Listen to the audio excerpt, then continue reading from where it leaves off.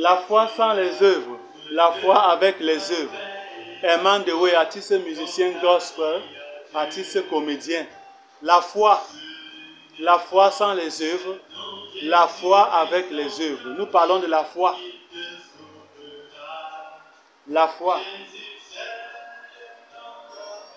Si tu es sage, Jacques 3, 13 à 18 parle de la vraie sagesse. Alors examine la sagesse que tu dis avoir.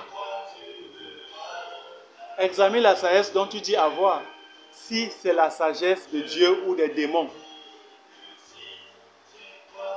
Si tu dis avoir l'Esprit de Dieu, le Saint-Esprit, examine. Galates 5, 22. Si c'est le Saint-Esprit que tu as, les fruits du Saint-Esprit. Et Ésaïe chapitre 11, à partir du verset 2. Examine. Si c'est le Saint-Esprit que tu as, il faut examiner. Ce n'est pas la folie. On n'a pas le Saint-Esprit et on est fou. Le Saint-Esprit ne donne pas la folie, les agitations, l'épilepsie. Jamais. Tu ne fais que tomber. Tu es agité. Tu ronfles. Ce n'est pas le Saint-Esprit. Le Saint-Esprit, ce n'est pas le porc. L'Esprit de Dieu. Ce n'est pas le chien. On n'aboie pas. On n'aboie pas. On ne miaule pas. Ce n'est pas le chat. Ce n'est pas la souris. Ce n'est pas le serpent. On ne siffle pas. On ne souffre pas. On ne gémit pas. À jamais. Le Saint-Esprit. Le Saint-Esprit. La foi. La foi. Hébreux 11. Nous continuons. On a commencé les œuvres, la vie des gens, la vie modèle, les modèles de la foi. Les gens qui ont vécu avant nous et qui ont fait la démonstration de la foi. La foi est ferme se rendre des choses qu'on espère, une démonstration de celles qu'on ne voit pas. C'est dans la foi qu'ils sont tous morts sans avoir obtenu les choses promises, mais ils les ont vus et salués de loin, reconnaissant qu'ils étaient étrangers et voyageurs sur la terre. Ceux qui parlent ainsi montrent qu'ils cherchent une patrie. S'ils avaient eu en vue celle d'où ils étaient sortis, ils auraient eu le temps d'y retourner. Mais maintenant, ils en désirent une meilleure, c'est-à-dire une céleste. Ceux qui ont la foi. C'est pourquoi Dieu. Mais maintenant, ils en désirent une meilleure, c'est-à-dire une céleste. Quand tu as la foi, tu ne convoites pas les choses de la terre. Quand tu convoites, c'est que tu n'as pas la foi.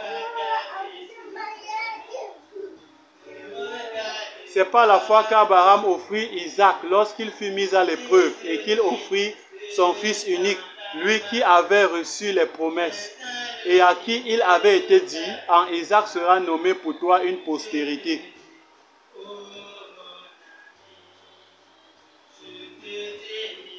Quand on a la foi, on obéit à Dieu. On fait ce que Dieu dit sans poser la question. Dieu se fâchait de Moïse lorsqu'il s'adressait à lui, lorsqu'il lui parlait sur la montagne. Parce qu'il a vu que Moïse ne croyait pas en ce que Dieu lui disait. Alors il se fâchait de Moïse. Il a dit, mais n'y a-t-il pas ton frère Aaron? Il parlera à ta place.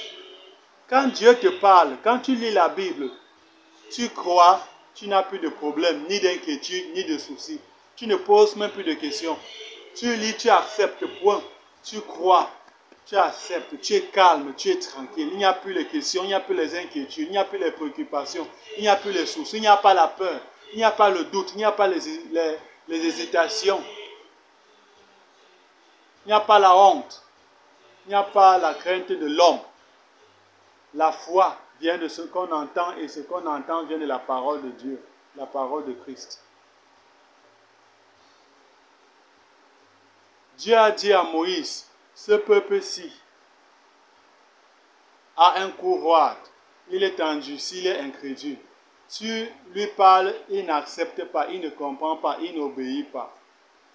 Laisse-moi le détruire, l'exterminer. Je vais te donner un autre peuple qui va t'écouter, qui va t'obéir, et tu seras bien. Moïse a refusé. C'est un problème.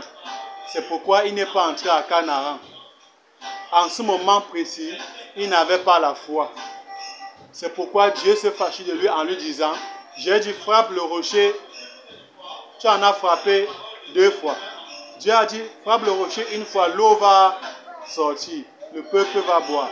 Dieu a dit, tu n'as pas cru en ce que j'ai dit, tu as douté, tu n'entres pas à Canaan. C'est parce que Moïse n'avait pas la foi en ce moment-là. Il n'a pas eu foi en Dieu. Moïse n'a pas eu foi en Dieu, à la parole de Dieu. De laisser que Dieu fasse ce qu'il a dit. On va faire une pause.